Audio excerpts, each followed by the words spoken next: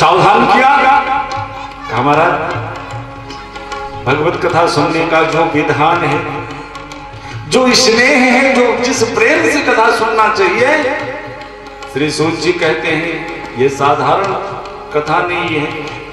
जब महाराज परीक्षित को 7 दिन में मरने का शाप मिला, श्री सुखदेव जी महाराज ने सुना, तो इसी दिव्य लीलामृत को लेकर के महाराज सुखदेव जी चले परीक्षित के पास। रास्ते में देवता लोग आ गए। श्री सुखदेव जी से कहा, सरकार मैंने सुना है महाराज परीक्षित को 7 दिन में मरने का शाप मिला। सुखदेव जी मुस्कुराए, हाँ देवताओं। तो सरकार जैसे मैंने सुना कि महाराज परीक्षित को 7 दिन में मरने का शाप मिला है, हम लोग देखो स्वर्ग से महाराज परीक्षित के लिए अमृत लेकर के आ गए।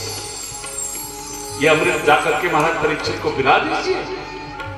पर सरकार एक काम कीजिए, जो भगवान का ये दिव्य कथामृत, जो ठाकुर की लीलामृत आप परीक्षित के लिए लेके जा रहे हो, ये मुझको पान करा दीजिए।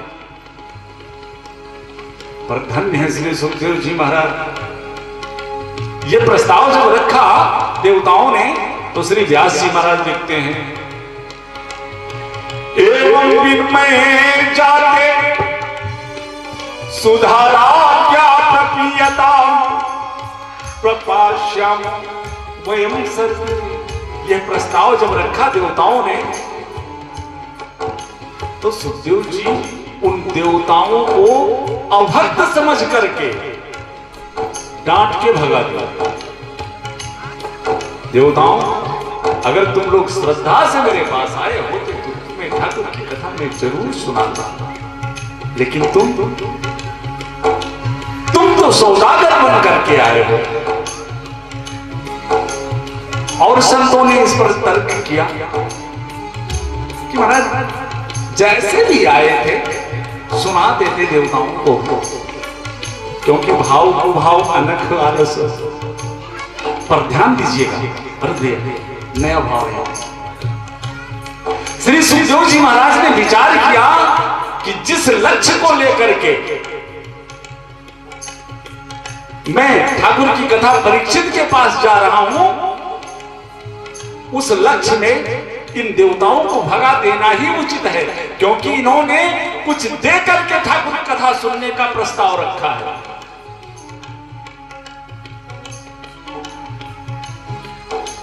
और जब देवता लोग भाग करके गए ब्रह्मा जी के पास, ब्रह्मा जी से शिकायत की, सरकार देखो वहां मृत्यु लोक पर मनुष्यों को ठाकुर जी की कथा रसपान का अवसर है, हम देवताओं को भी इसका अधिकारी ना समझा, भगा दिया।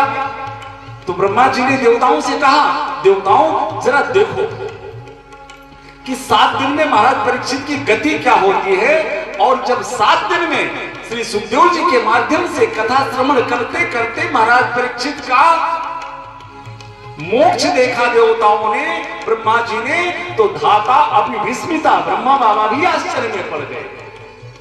ब्रह्मा जी ने विचार किया, ये ऐसा ग्रंथ, एक मिनट और विचार कर ले। बात शुरू हुई थी जगह जगह भागवत अनुष्ठान